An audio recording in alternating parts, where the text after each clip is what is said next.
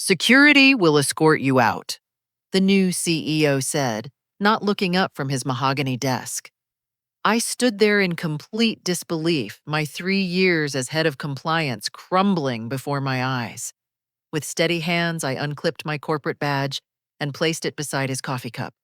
The company lawyer beside him glanced down absently, then froze completely. His face went chalk white. His eyes shot to the new CEO in pure terror. "Ma'am, the board meeting. We need to get—" His voice cracked as he stared at my badge in absolute panic. The lawyer's reaction sent chills down my spine. But Nathan Cross, our new CEO, remained focused on the termination paperwork spread across his desk.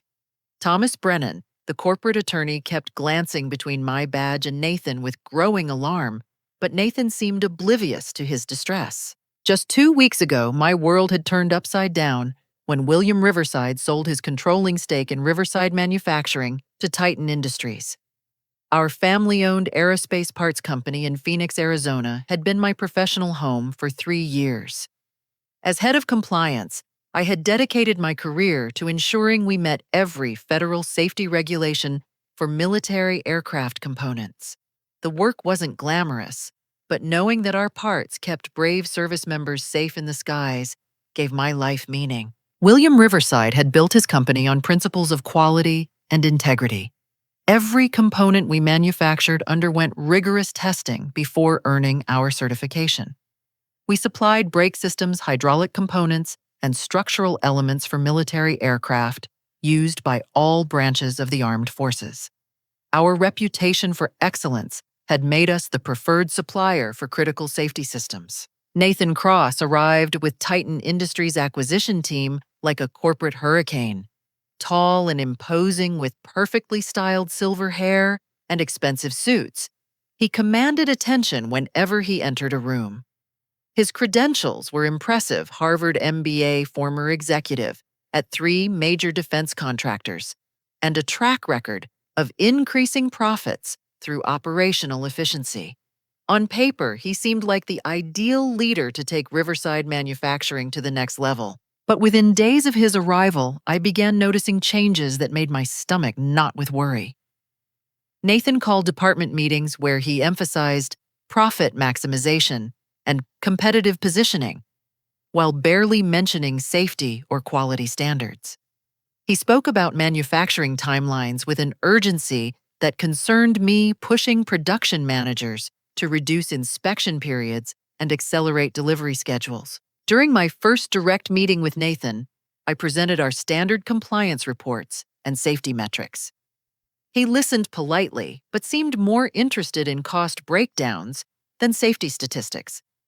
When I explained our thorough quality control processes, he asked pointed questions about how much time and money these procedures cost the company. "Faith," he said, leaning back in his leather chair, "I appreciate your dedication to following protocols, but we need to think bigger.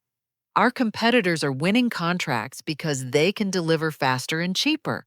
We can't let outdated thinking hold us back from our profit potential." His words sent warning signals through my mind. In aerospace manufacturing, shortcuts weren't about saving money. They were about risking lives. I tried to explain that our quality standards weren't suggestions, but federal requirements, backed by decades of engineering experience and safety data. Nathan waved off my concerns with a dismissive smile. "We're not talking about compromising safety faith. We're talking about efficiency improvements that will keep us competitive while maintaining our high standards." But his actions told a different story.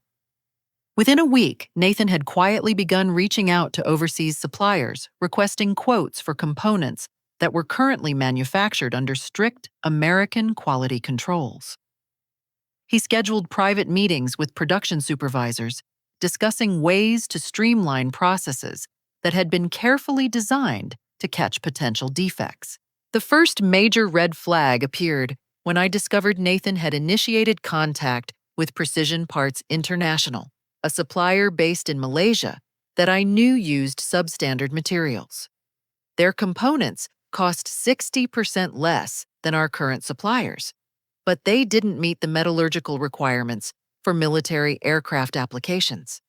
Using their parts would save money in the short term, but could lead to catastrophic failures under the stress conditions our components regularly faced. I immediately requested a meeting with Nathan to discuss my concerns about PPI. When I entered his office, he was reviewing cost projections with Finance Director Angela Torres, a nervous woman in her 40s who had always seemed more interested in budgets than safety protocols. "Nathan, I need to discuss the Precision Parts International proposal," I said, setting my research folder on his desk. "I've reviewed their materials specifications, and they don't meet our military standards. Their steel alloys have insufficient tensile strength for the stress loads our brake components experience during combat operations." Nathan barely glanced at my documentation.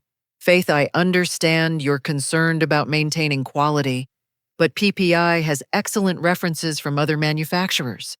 Sometimes we need to trust our suppliers to deliver components that meet our needs." "But Nathan, these aren't just our needs. These are federal aviation safety requirements.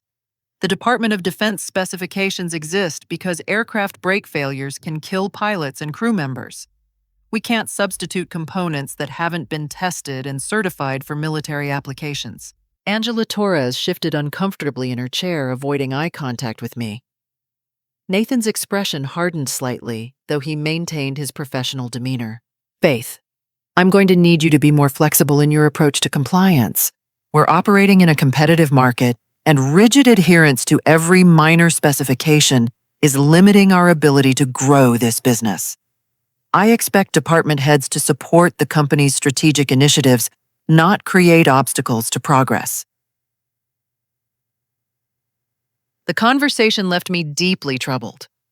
Nathan's dismissal of safety requirements as minor specifications revealed a fundamental misunderstanding of aerospace manufacturing, or worse, a willingness to ignore critical safety standards for profit. Over the following days, I began investigating Nathan's background more thoroughly. While his resume was impressive, I discovered concerning patterns in his previous positions. At his last company, Apex Aerospace, there had been a significant increase in component recalls during his tenure. An investigation by the Federal Aviation Administration had found evidence of inadequate quality controls and rushed production schedules that contributed to several near-miss incidents.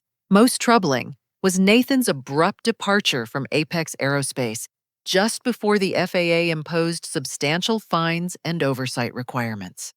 The official explanation was that he had received a better offer elsewhere, but industry insiders suggested he had left to avoid accountability for the safety violations that occurred under his leadership. Armed with this information, I requested another meeting with Nathan, hoping to discuss my concerns about his previous experience and current direction.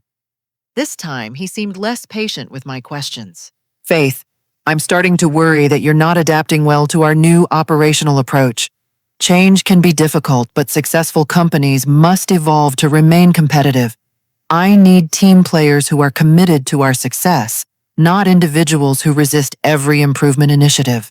His veiled threat was clear, but I couldn't abandon my responsibilities. Military personnel depended on our components to keep them safe during dangerous missions.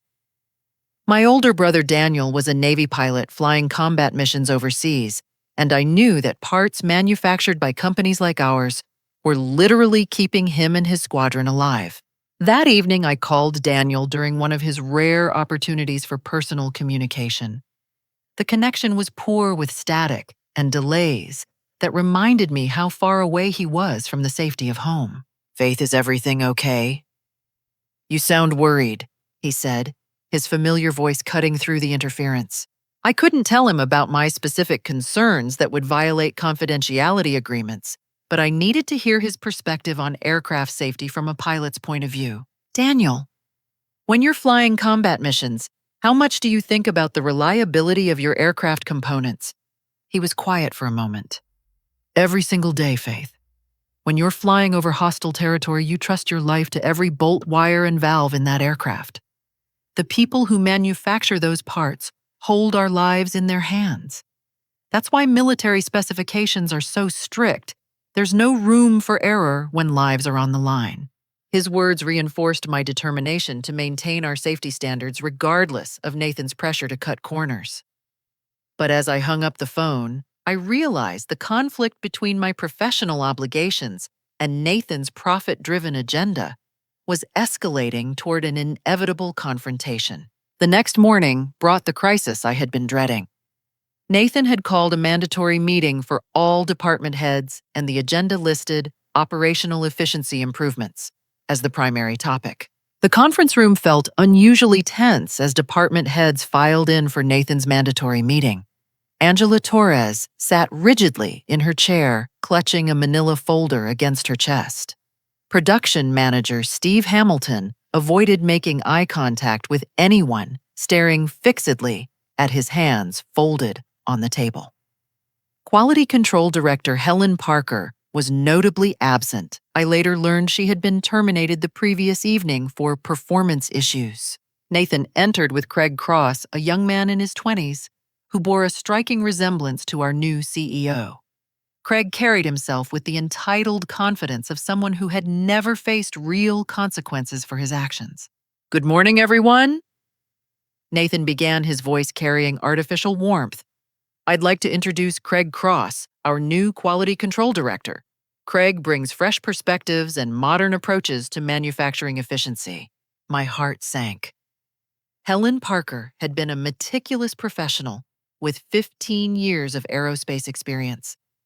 Her replacement appeared to be Nathan's nephew, whose only qualification seemed to be his family connection.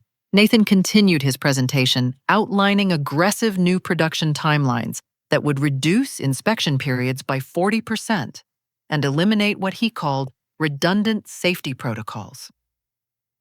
Each proposal directly violated federal manufacturing requirements for military aircraft components. "These changes will allow us to compete more effectively while maintaining appropriate quality standards," Nathan explained, clicking through slides that emphasized cost savings and delivery improvements. I raised my hand, knowing I had to speak up, despite the obvious hostility in the room. "Nathan, the protocols you're calling redundant are actually federal requirements. We can't reduce inspection periods below the minimum specified by the Department of Defense without violating our certification agreements." Nathan's expression remained pleasant, but his eyes hardened. "Faith, I appreciate your attention to detail, but we need to distinguish between essential requirements and outdated practices that are holding us back from reaching our full potential. But these aren't outdated practices, they're current federal regulations. If we implement these changes, we'll be manufacturing components that don't meet military safety standards." "Faith." Nathan's voice carried a warning tone. "I'm going to need you to trust that these decisions have been carefully considered by people with extensive industry experience. Your role is compliance oversight, not strategic planning." The dismissal stung, but I couldn't let it go. Lives were at stake. "Nathan, I've reviewed the material specifications for the Malaysian suppliers you're considering. Their steel alloys don't meet the stress requirements for brake components. Using those materials could cause brake failures during combat operations." The room fell silent. Angela Torres shifted uncomfortably, and Steve Hamilton's face had gone pale. Nathan's pleasant demeanor finally cracked, revealing cold anger underneath. "Faith, I think you're overstepping your authority and making assumptions about matters that don't concern your department. I suggest you focus on your assigned responsibilities and let others handle strategic decisions."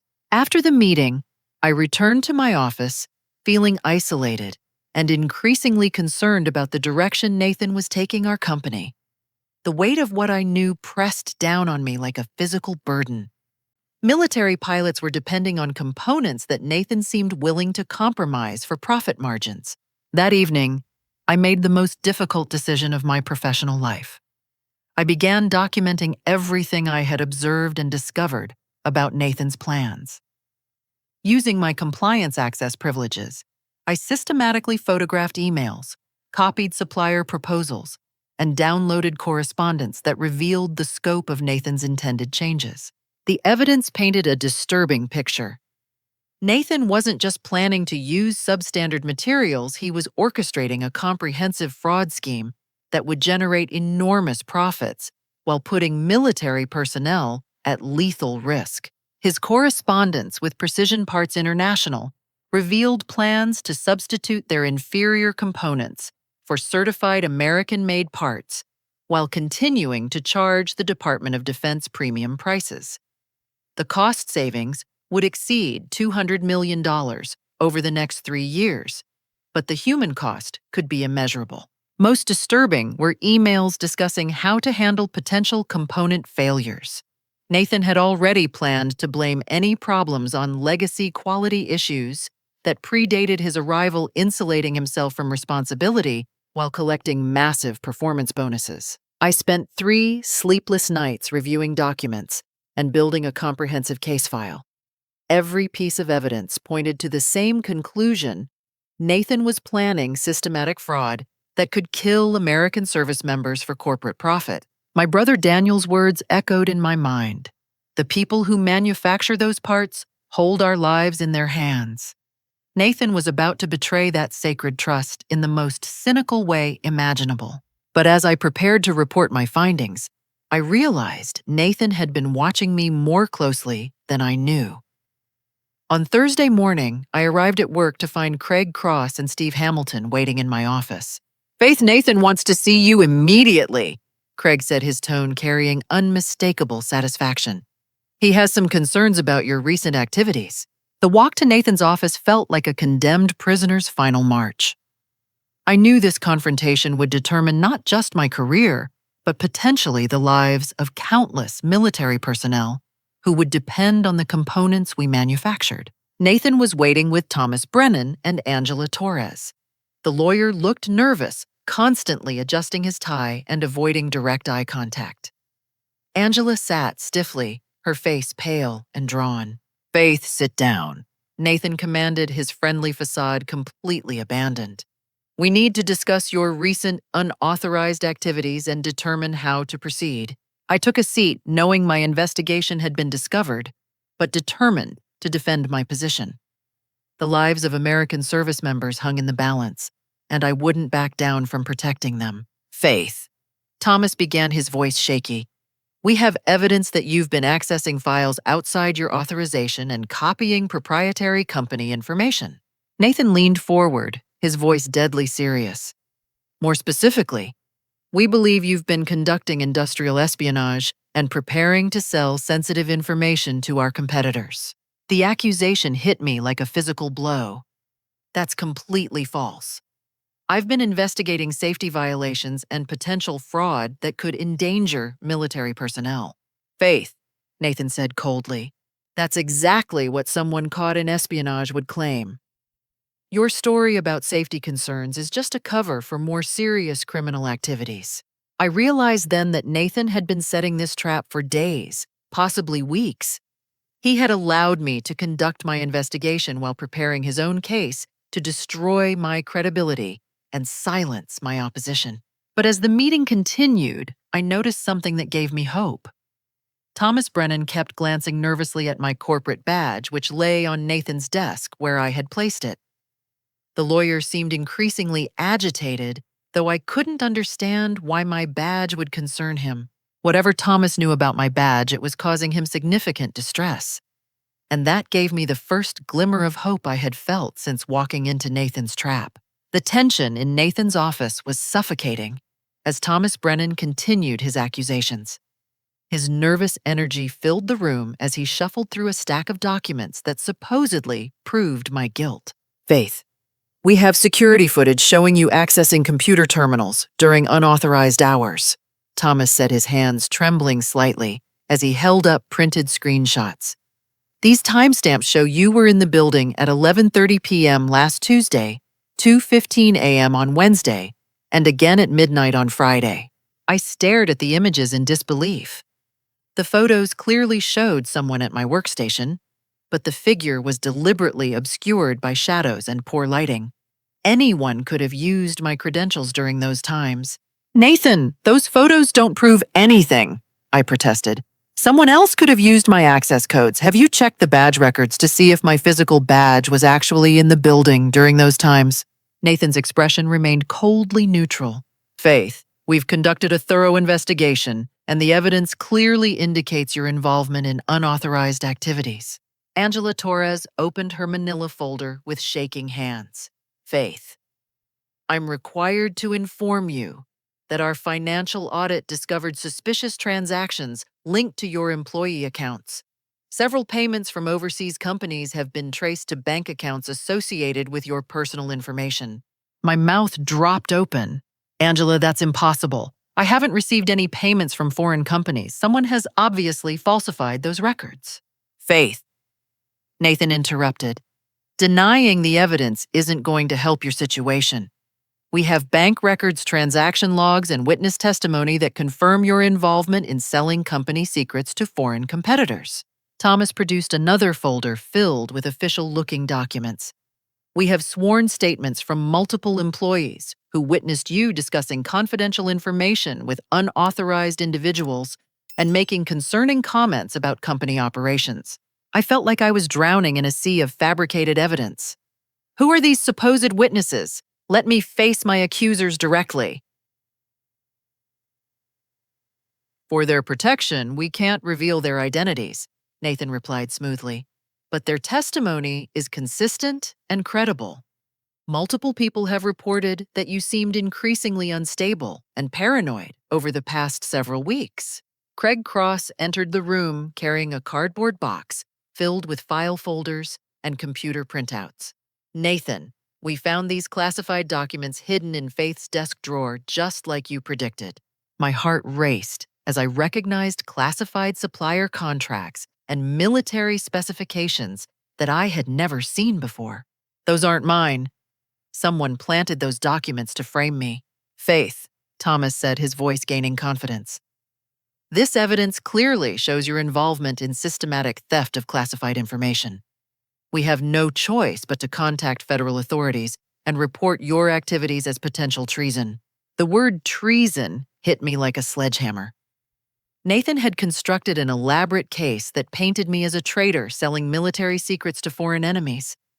Every piece of evidence was carefully fabricated but appeared convincing on the surface. Nathan, this is ridiculous, I said, struggling to maintain my composure. I've dedicated my career to protecting military safety standards. The real crime here is your plan to substitute substandard components in military aircraft. Nathan's eyes flashed with anger. Faith, these desperate accusations against me only prove your guilt. You're trying to deflect attention from your own crimes by making wild claims against innocent people. Angela Torres leaned forward, her voice barely above a whisper. Faith, we found evidence that you've been coordinating with your brother Daniel to steal military secrets. Your family connection to an active duty pilot gave you the perfect cover for espionage activities. The accusation against Daniel felt like a knife in my heart.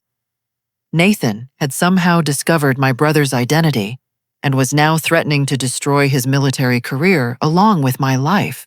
Leave my brother out of this, I said, my voice shaking with emotion. Daniel is a patriotic Navy pilot who would never compromise national security. Faith, Nathan said coldly, your brother's position gave him access to classified aircraft information that you needed to authenticate the stolen data you were selling. We have evidence of suspicious communications between you and military personnel overseas. I realized Nathan had been monitoring my phone calls and emails, looking for any connection he could twist into evidence of espionage. My innocent conversation with Daniel about aircraft reliability had been perverted into proof of a conspiracy. Thomas Brennan spread out additional documents across Nathan's desk. Faith, we have records showing that foreign intelligence services have been trying to recruit aerospace employees with access to military contracts. Your financial difficulties and family connections made you a perfect target. What financial difficulties, I demanded. I don't have any money problems. Angela Torres consulted her notes. Our investigation revealed that you've been struggling with credit card debt and medical expenses related to your grandmother's illness. Foreign handlers often exploit personal financial pressure to recruit assets. I stared at Angela in amazement. My grandmother had died 3 years ago, and I had never mentioned her medical expenses to anyone at work. Nathan's team had fabricated an entire personal history to support their espionage narrative. "This is all lies," I said, my voice rising with frustration. "You've created a fictional story to cover up your own criminal activities." Nathan stood up from his chair, his imposing presence filling the room. "Faith, I understand that facing the consequences of your actions is difficult, but continuing to deny the evidence will only make your situation worse." He walked around his desk and sat on the edge looking down at me with cold calculation. "However, I'm prepared to offer you a way out of this crisis that could benefit everyone involved." My heart sank as I realized Nathan was about to present the trap he had been building throughout this entire confrontation. "Faith, despite the serious nature of these charges, I believe people deserve second chances. If you're willing to cooperate fully and accept responsibility for your mistakes, we might be able to resolve this situation without involving federal prosecutors." Thomas Brennan nodded eagerly.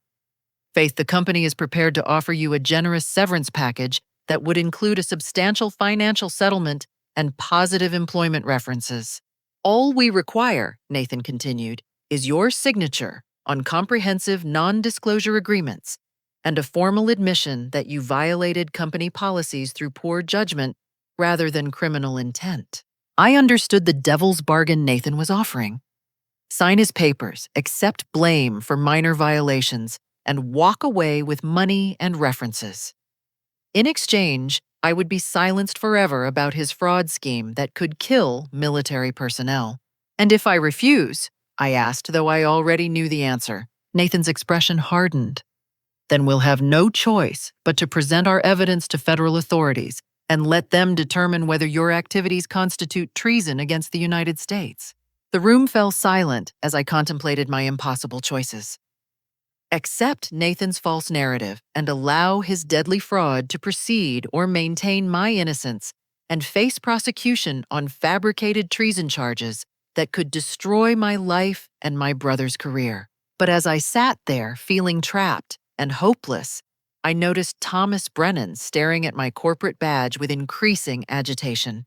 Whatever he knew about that badge was causing him serious distress, and I began to suspect that Nathan's carefully constructed trap might have a fatal flaw. The silence stretched uncomfortably as Nathan waited for my response to his ultimatum. Thomas Brennan's agitation had become impossible to ignore. Sweat beaded on his forehead as he stared at my corporate badge lying innocently beside Nathan's coffee cup. "Faith," Nathan said impatiently, "I need an answer. Will you sign the agreements and accept our generous offer, or do we proceed with federal charges?" Before I could respond, Thomas suddenly stood up, his chair scraping loudly against the floor. "Nathan, I need to speak with you privately for a moment." Nathan frowned.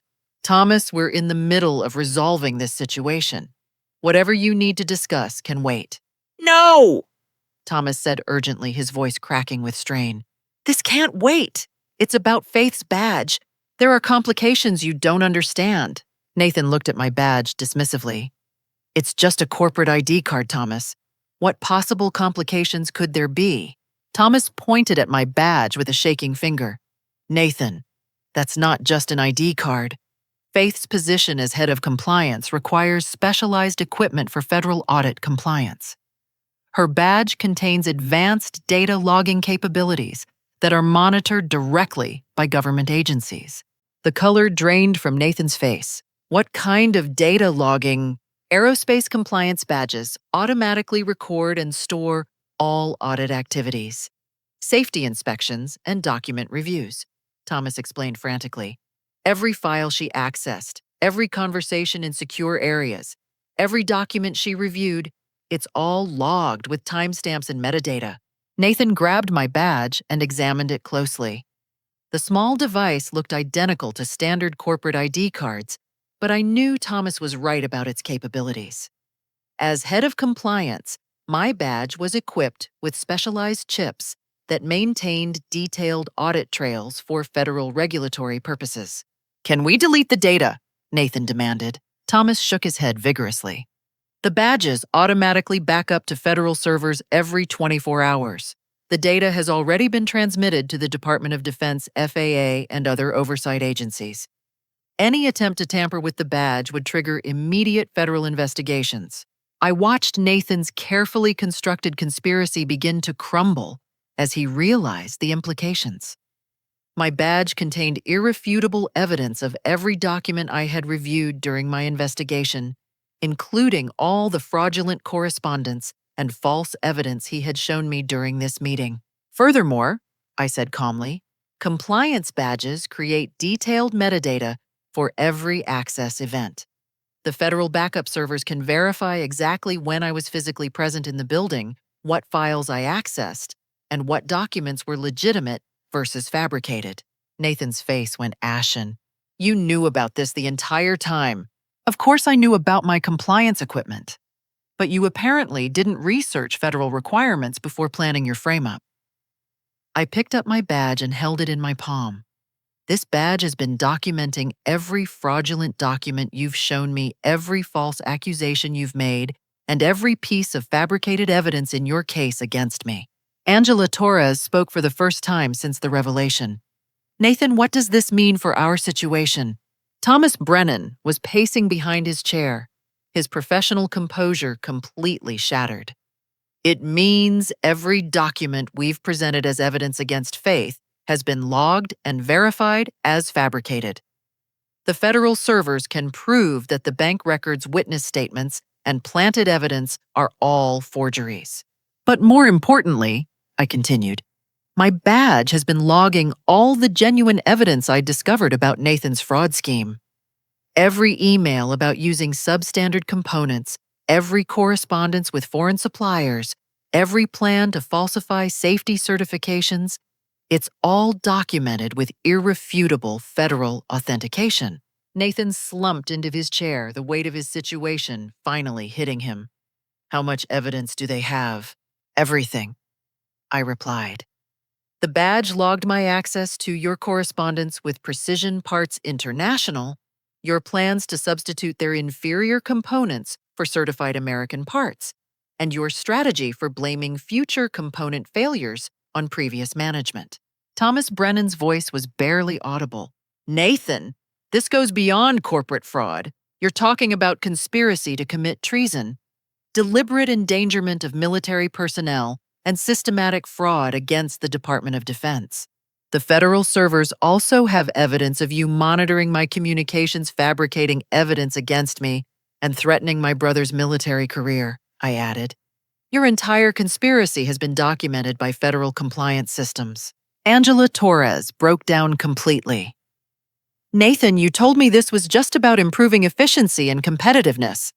You never mentioned anything about fraud or endangering people's lives. Nathan turned on Angela with desperate fury. You knew exactly what we were doing. You helped manipulate financial records and participated in every aspect of this operation. I thought we were just finding ways to reduce costs, Angela sobbed. You said everything was legal and that Faith was trying to sabotage the company. You never told me about the safety violations or military fraud. Craig Cross, who had been silent throughout the confrontation, suddenly spoke up. Uncle Nathan, you promised this job would be simple compliance work. You didn't tell me I was participating in crimes that could send me to prison. Nathan's support network was dissolving as his co-conspirators realized the true scope of his criminal activities and their own legal exposure. Nathan, Thomas said urgently, we need to contact federal authorities immediately and cooperate fully with their investigation. This conspiracy is going to be exposed regardless of what we do now. No, Nathan said desperately. We can still contain this situation. We destroy Faith's badge claim, it malfunctioned, and stick to our original story about her espionage activities. I smiled grimly. Nathan, even if you destroyed my badge right now, the federal backup servers already have copies of everything. Destroying compliance equipment would only add federal obstruction charges to your growing list of crimes. Furthermore, Thomas added, his legal training finally asserting itself, any attempt to intimidate Faith or interfere with federal compliance systems would constitute additional felonies. We're already facing catastrophic legal exposure. Nathan sat in stunned silence, finally understanding that his elaborate conspiracy had been thoroughly documented by the very compliance systems he had ignored in his rush to maximize profits. But I could see dangerous desperation building in his eyes. Nathan was realizing that his corporate career was over, his freedom was in jeopardy, and his carefully constructed life was about to collapse. Desperate people make dangerous decisions, and I knew Nathan would consider extreme measures to protect himself. "Nathan," I said carefully, "the smart choice here is to cooperate with federal authorities and accept responsibility for your actions. Any attempts to cover this up or retaliate against witnesses will only make your situation worse." Nathan looked at me with cold hatred. "Faith, you've destroyed everything I worked to build, but if I'm going down, I'm going to make sure you come with me." His threat sent chills through the room, and I realized Nathan was planning something desperate and dangerous. Nathan's threatening words hung in the air like a toxic cloud as his desperation transformed into dangerous determination. I could see him calculating options, weighing risks, and preparing for drastic action. "Thomas," Nathan said suddenly, his voice regaining its commanding authority, "activate building security protocols immediately. We have a potential terrorist threat in the facility." Thomas stared at Nathan in horror. "What are you talking about? Faith isn't a terrorist. She's a confirmed espionage agent who has stolen classified military secrets," Nathan declared, his voice rising with artificial conviction. "For national security reasons, we need to secure the building and prevent her from escaping with sensitive information." I realized Nathan was making a final, desperate gambit to control the narrative and buy time to destroy evidence. "Nathan, that's insane. You can't seriously believe anyone will accept that story." Nathan ignored my protest and pressed his desk intercom button. "Security, this is Nathan Cross. We have a code red security situation in my office. Initiate full building lockdown immediately. All personnel except security staff must evacuate the building. We have confirmed terrorist activity in progress." Through the office windows, I could see security guards rushing through the corridors as alarm lights began flashing. Nathan's false emergency declaration was triggering genuine security responses throughout the facility. "Nathan, this is madness," Angela Torres said, her voice shaking with terror. "You're making everything worse." "I'm protecting this company and our national security," Nathan replied coldly. "Faith has stolen classified information and is attempting to flee with state secrets. We have a patriotic duty to prevent her escape." Thomas Brennan was backing toward the door, his legal instincts warning him to distance himself from Nathan's increasingly erratic behavior. "Nathan, I can't be part of this. You're committing additional felonies that will only increase your legal exposure." Nathan's mask of professional composure had completely slipped, revealing the dangerous sociopath underneath. "Thomas, you're either with me or against me. Choose carefully." I knew I had to escape from Nathan's office before his security lockdown trapped me completely. While Nathan was focused on intimidating Thomas, I quietly moved toward the office door. "Faith, don't move," Nathan commanded, noticing my movement. "Security is already searching for you. Attempting to flee will only prove your guilt." "Oh, Nathan, my guilt or innocence will be determined by federal investigators reviewing the evidence on my compliance badge," I replied. "Your desperate attempts to silence me are only creating additional crimes." I slipped out of Nathan's office during the confusion and immediately heard security guards coordinating searches throughout the building. Nathan's lockdown order had created chaos, but it also gave me opportunities to move through areas that were normally restricted. My knowledge of the building layout from conducting compliance inspections became crucial as I navigated service corridors and maintenance areas to avoid security patrols. I needed to reach a secure location where I could contact federal authorities and provide them with my badge evidence. As I moved through the building's lower level, I heard footsteps approaching and quickly ducked into a supply closet. To my surprise, Linda Mason was already hiding there, clutching a manila envelope against her chest. "Faith," she whispered urgently, "thank God you're safe. Nathan has completely lost his mind." Linda had always been a careful, methodical HR director who followed procedures precisely. Seeing her hiding in a supply closet with obvious evidence materials told me she had been conducting her own investigation. "Linda, what's in the envelope?" I asked quietly. "Documentation of Nathan's illegal orders and instructions he gave me for manipulating employee records," she replied, her hands shaking. "I've been secretly photographing his correspondence and keeping copies of suspicious directives." My heart jumped with excitement. "What kind of directives?" Linda opened the envelope carefully, revealing printed emails and handwritten notes. "Nathan ordered me to create false performance reviews for employees who questioned his new policies. He also instructed me to modify background check records for new hires, including his nephew Craig." She showed me an email where Nathan explicitly instructed her to falsify Craig's qualifications and create fake experience records to justify his appointment as quality control director. "Linda, this is evidence of systematic corruption and fraud," I said.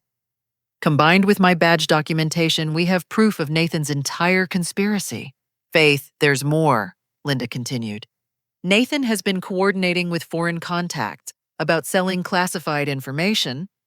I have copies of communications with Chinese companies that are definitely not legitimate suppliers." I examined the documents Linda had collected. The evidence was damning. Nathan had been systematically betraying American military security for personal profit, while eliminating anyone who could expose his activities. "Linda, we need to get this evidence to federal authorities immediately. Do you have access to secure communication systems at—" "Yes, but Nathan's security lockdown has disabled most of the building's external communications. I need to find a way to reach outside contacts without alerting his security team." As we planned our next move, I heard my cell phone buzzing with an incoming call. The caller ID showed my brother Daniel's military contact number. I answered quietly. "Daniel, I can't talk long. I'm in a dangerous situation." "Faith, listen carefully." Daniel's voice carried urgent military authority. "We received emergency alerts about potential security breaches at aerospace contractors. Military intelligence has been monitoring suspicious activities at your company." My heart raced. "Daniel, Nathan Cross is attempting to sell military secrets to foreign contacts and substitute defective components in aircraft parts. I have evidence of his entire conspiracy. Faith, federal agents are already en route to your location. Military intelligence has been investigating Titan Industries for months based on intelligence reports about foreign infiltration of American defense contractors. The revelation that federal authorities were already aware of potential problems at Riverside Manufacturing gave me hope, but I knew Nathan's desperation made the immediate situation extremely dangerous. Daniel, Nathan has initiated a security lockdown and is claiming I'm a terrorist. He's going to try to silence anyone who can testify against him. Faith, stay hidden and avoid confrontation until federal agents arrive. Military intelligence has evidence that Nathan is part of a larger espionage network, and they need witnesses like you to help expose the entire operation." The knowledge that I wasn't alone in this fight filled me with renewed determination. Nathan's conspiracy was bigger than just Riverside Manufacturing, and federal authorities were already moving to stop him. But as I ended the call with Daniel, I heard security guards approaching the supply closet where Linda and I were hiding. Nathan's search was intensifying, and I knew we were running out of time to escape his increasingly desperate attempts to silence us. "Linda, we need to move immediately," I whispered. "Federal agents are coming, but Nathan might try to eliminate witnesses before they arrive." Linda gathered her evidence envelope as we prepared to navigate through the building's service areas toward a secure location where we could wait for federal rescue. The sound of security guards searching nearby offices grew louder as Linda and I prepared to leave our hiding place. Through the supply closet's small window, I could see patrol teams with flashlights methodically checking every room in the building.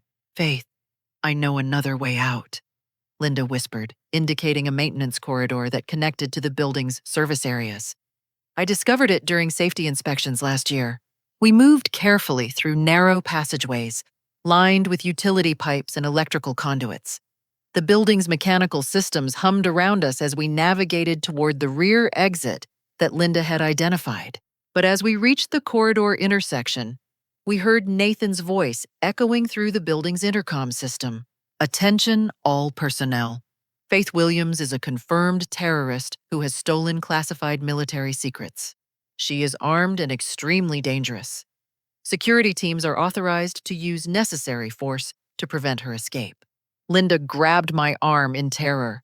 Faith, he's trying to get you killed by making security think you're a deadly threat. I realized Nathan's strategy was brutally effective. By convincing security guards that I was an armed terrorist, he was creating a situation where they might shoot me on sight, eliminating his primary witness, while claiming they acted in defense of national security. Linda, we need to reach the outside and contact federal authorities immediately. Nathan is escalating to lethal tactics. We continued through the maintenance corridors, but I could hear security teams spreading throughout the building's service areas. Nathan had obviously studied the building layout and was systematically cutting off potential escape routes. As we approached the rear exit, my cell phone rang again. Daniel's number appeared on the display. Faith, where are you exactly? Daniel's voice carried military urgency. We're in the building's south maintenance corridor, approaching the rear loading dock. Faith, federal agents are surrounding the building right now. FBI, Homeland Security, and military intelligence are coordinating a joint operation. Do not attempt to leave the building. You could be caught in crossfire. My heart sank as I realized we were trapped between Nathan's increasingly dangerous security teams and federal agents who might not immediately recognize us as friendly witnesses. Daniel Nathan has declared me a terrorist and authorized security to use lethal force. His guards might kill me before federal agents can intervene. Faith, I'm going to patch you through to the federal tactical commander. He needs to know your exact location and status. The line transferred, and a new voice with crisp military authority came through the speaker. Ms. Williams, this is Commander Roberts with Federal Tactical Operations. We have the building completely surrounded and are preparing to enter. What is your current status? Commander, I'm in the South Maintenance Corridor with HR Director Linda Mason. We have critical evidence of Nathan Cross's espionage activities, but his security teams are hunting us with orders to shoot on sight. Ms. Williams, we have thermal imaging that shows multiple targets moving through the building. Can you provide more specific location details? I looked around the corridor for identifying landmarks. Commander, we're approximately 50 feet from the south loading dock adjacent to the main electrical distribution panel. Copy that. Federal teams will reach your position in approximately 3 minutes. Stay exactly where you are and identify yourselves clearly when agents arrive. As I ended the call, Linda and I heard heavy footsteps approaching from both directions. Nathan's security teams had apparently triangulated our location and were converging on our position. Faith, we're trapped, Linda whispered, her voice shaking with fear.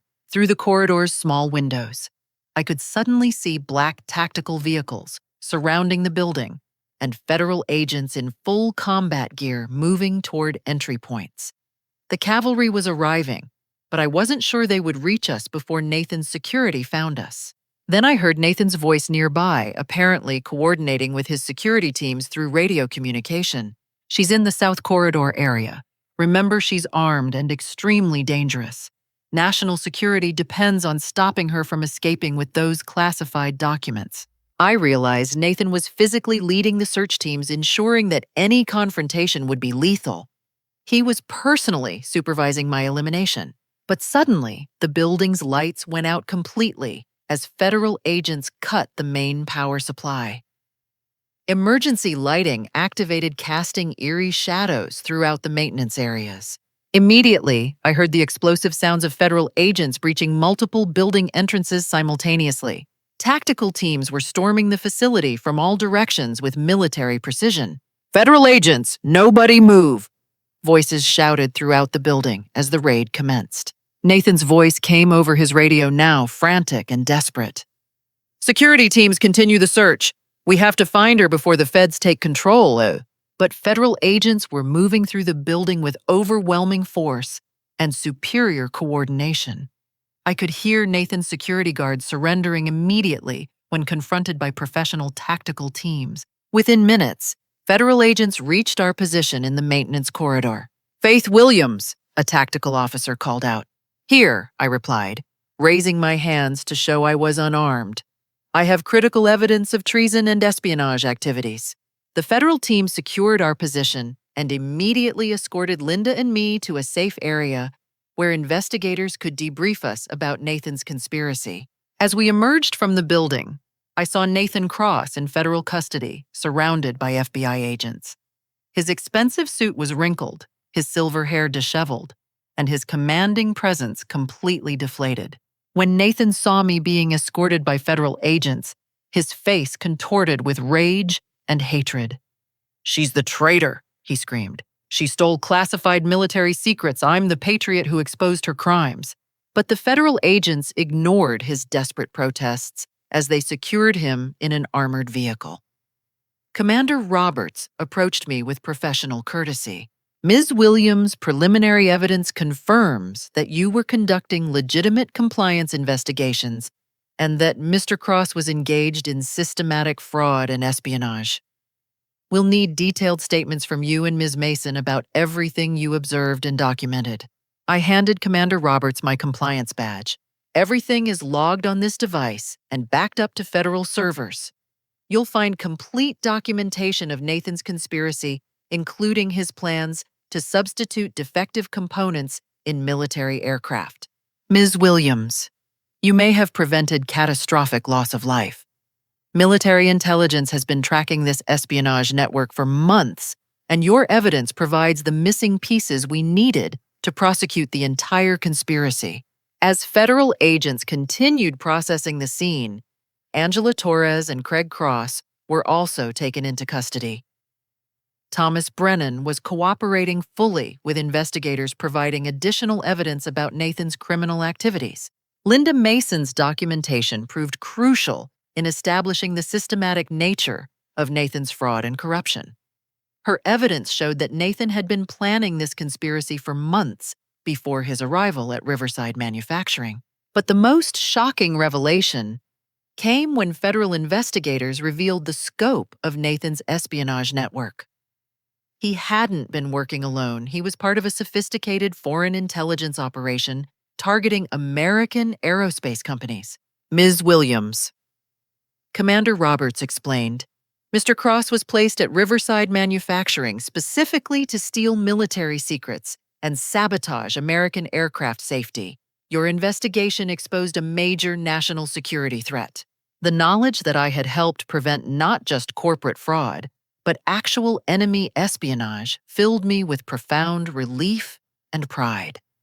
My compliance work had protected both corporate integrity and national security. 1 year later, I stood in the witness box of a federal courthouse in Phoenix, providing testimony that would finally bring Nathan Cross to justice. The courtroom was packed with federal prosecutors, military officials, and journalists covering what had become known as the Riverside espionage case. Nathan sat at the defense table, his expensive suits replaced by standard prison attire. The commanding presence that had once intimidated employees was gone, replaced by the hollow look of a man facing life imprisonment for treason. "Ms. Williams," the federal prosecutor asked, "please tell the court what evidence your compliance badge contained regarding Mr. Cross's conspiracy." I looked directly at Nathan as I answered. The badge documented Mr. Cross's systematic plan to substitute substandard foreign components for certified American aircraft parts, while charging the Department of Defense premium prices.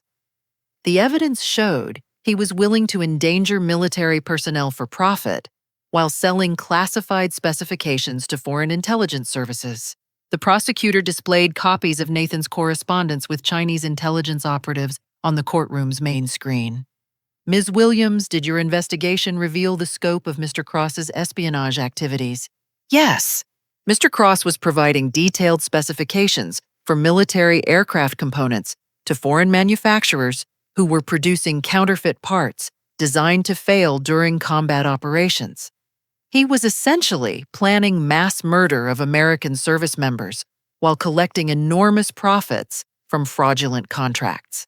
Nathan's defense attorney tried to paint me as a disgruntled employee making false accusations, but my compliance badge evidence was irrefutable.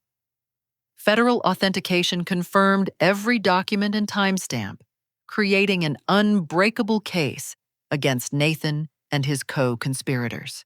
The trial revealed the full extent of Nathan's espionage network. Angela Torres had been blackmailed into participating after Nathan discovered her gambling debts and threatened to destroy her family's financial security.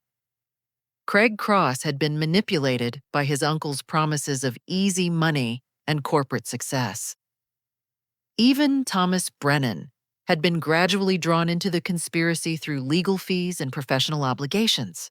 But the most disturbing revelation was that Nathan had been systematically infiltrating American aerospace companies for over 5 years.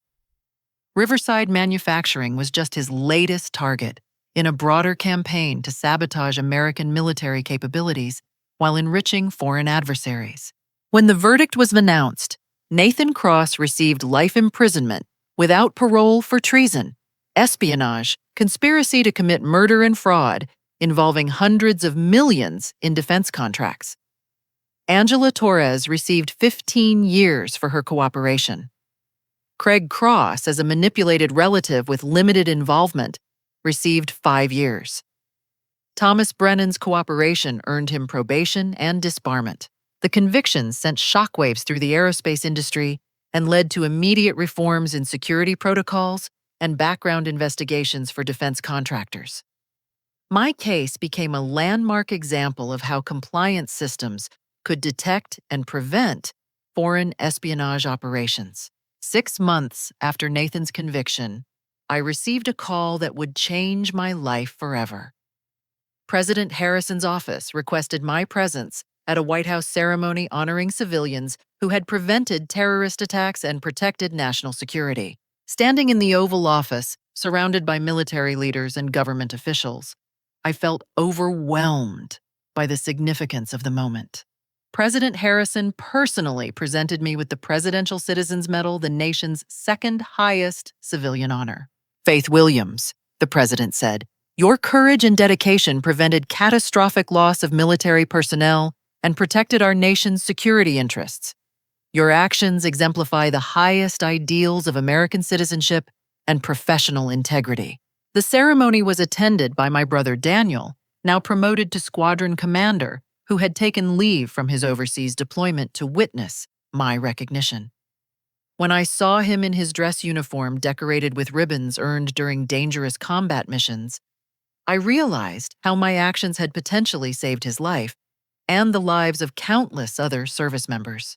"Faith," Daniel said during our private moment after the ceremony, "you kept your promise to protect the people who manufacture aircraft components. Because of you, pilots like me can trust that every bolt wire and valve in our aircraft was made by people who care about our safety." Following the White House ceremony, I returned to Phoenix to find my life transformed in ways I never could have imagined. William Riverside had personally asked me to serve as Chief Compliance Officer for his rebuilt company, with expanded authority to implement industry-leading security and safety protocols. Linda Mason became my deputy, and together we developed comprehensive programs for protecting whistleblowers and detecting foreign infiltration attempts.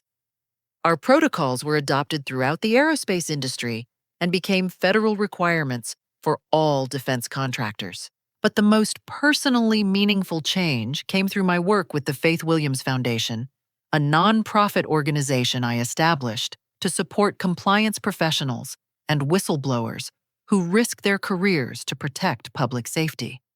The foundation provided legal assistance, financial support, and professional development for people facing retaliation for reporting safety violations or security threats. During a foundation fundraising event, I met Captain James Parker, a military investigator who had worked on my case and shared my commitment to protecting national security through ethical business practices. Our shared values and mutual respect grew into a loving relationship built on trust, integrity, and dedication to serving others. James proposed to me at the Riverside manufacturing facility in the same conference room where I had first confronted Nathan about his safety violations. "Faith," he said, "you showed me that real heroism happens in everyday decisions to do what's right even when it's difficult and dangerous." Our wedding was attended by colleagues from across the aerospace industry, federal agents who had worked on the espionage case, and military personnel whose lives had been protected by my whistleblower actions. Daniel served as my escort, and Linda was my maid of honor. The foundation's work expanded internationally as other countries sought to implement similar protection programs for compliance professionals and corporate whistleblowers. My testimony before Congress led to new legislation strengthening legal protections and financial incentives for people who report national security threats. But perhaps the most important legacy of my experience was the transformation it created in corporate culture throughout the defense industry. Companies began viewing compliance professionals as essential guardians of both safety and security, rather than obstacles to profitability. My compliance badge, the small device that had exposed Nathan's conspiracy, was displayed in the Smithsonian Institution as an example of how technology and human courage could combine to protect American interests. School groups visiting the exhibit learned about the importance of integrity and the courage required to stand up for what's right. As I reflected on the journey that had taken me from a routine compliance job to national recognition as a patriotic hero, I realized that the most important lesson was about the power of individual integrity to create positive change. One person armed with evidence and courage had prevented a catastrophe that could have killed hundreds of military personnel and compromised national security. My brother Daniel's words continued to guide my work. The people who manufacture aircraft components hold our lives in their hands. I had learned that this responsibility extended beyond technical specifications to moral obligations that could never be compromised for profit or personal advancement.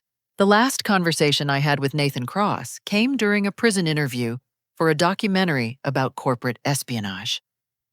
Even facing life imprisonment, he remained unrepentant about his actions. "Faith," he said through the prison glass, "you destroyed everything I worked to build. Was it worth sacrificing your comfortable life for your precious principles?" I looked at the broken man who had once seemed so powerful and threatening. "Nathan, I prevented the murder of American service members and protected our nation's security. Every day that pilots like my brother return safely from their missions makes every sacrifice worthwhile." His face remained cold and empty, showing no understanding of the values that had driven my actions. Nathan Cross would spend the rest of his life in prison, forgotten by the world he had betrayed. But my life continued to be filled with purpose and meaning. The Faith Williams Foundation had helped dozens of compliance professionals report safety violations and security threats without facing retaliation. Our work had prevented several potential disasters and helped create a culture where ethical professionals were celebrated rather than punished. During quiet moments at home with James, I often thought about the small decisions that had led to such significant consequences.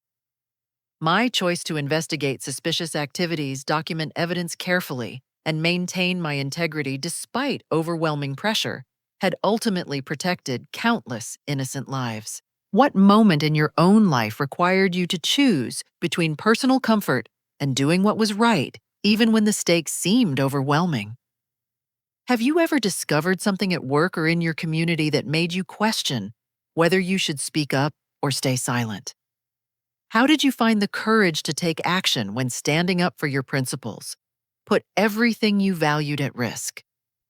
And when you see others facing similar ethical dilemmas, how do you encourage them to find the strength to do what's right? I want to thank each of you for listening to my story and for caring about the importance of integrity in protecting the people we serve. Whether you work in manufacturing, healthcare, education, or any other field where your decisions affect other people's safety and well-being, remember that your courage and principles can make the difference between tragedy and protection. Your likes, comments, and subscriptions help spread awareness about the critical importance of compliance and ethical decision-making in every profession. Please share this story with others who might benefit from understanding how individual courage can protect entire communities and serve the greater good. Until next time, remember that true heroism isn't about dramatic gestures. It's about everyday choices to do what's right even when it's difficult, dangerous, and costly. Your integrity and courage matter more than you know.